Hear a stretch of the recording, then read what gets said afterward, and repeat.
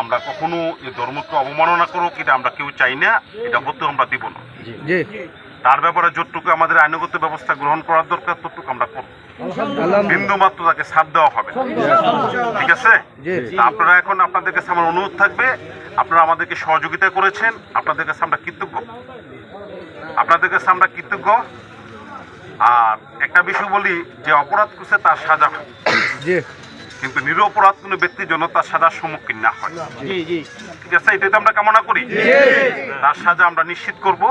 আপনারা এটুকু নিশ্চিত দেখেন, আপনারা আমাদেরকে সহযোগিতা করেছেন, এলাকাবাসীর কাছে আমরা কৃতজ্ঞ। এই ঘটনা ভিত্তি করে কেন্দ্র করে যাতে আর বড় কোনো ঘটনার সৃষ্টি না হয়, আপনাদের কাছে আমি আশা করি। শরীফকে গ্রেফতার করতে হবে, শরীফকে নিতে হবে।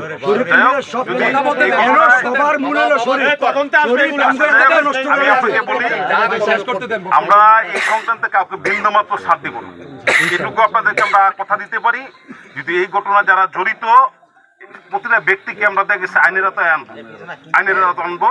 আপনারা কষ্ট করে অনেক রাত রমজান মাস সারাদিন রোজা রেখে দেখা গেছে আপনারা ছিলেন, আপনারা এখন যার যার মতো যার যার বাড়িতে চলে যাবেন। আমরা এই ব্যাপারে দেখা গেছে আমরা যথাযথ আইনি পদক্ষেপ গ্রহণ করতেছি। এই ব্যাপারে আমার ঊর্ধ্বতন কর্তৃপক্ষ অবগত করা হয়েছে এবং তারাও এ ব্যাপারে দেখে জিরো টলারেন্স নীতিতে অবলম্বনে আছেন। আমরা আশা করি এই ব্যাপারে আমরা সকলেই আমরা একমত হইয়া আমরা যার যার মতো যার যার বাড়িতে চলে যাব।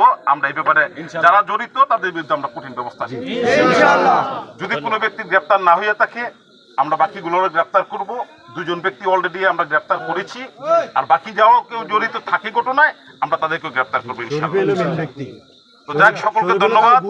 সকলেই দেখা গেছে কি ঘটনায় দেখা গেছে কি আপনারা সহযোগিতা করছেন। এখন আপনারা যার যার মতো করে আপনারা বাড়িতে চলে যান। আপনাদের কাছে আমার অনুরোধ থাকবে, এটুকু আপনাদের কাছে আমার অনুরোধ, আপনারা যার যার মতো বাড়িতে চলে যান, ঠিক আছে? ধন্যবাদ সকলকে।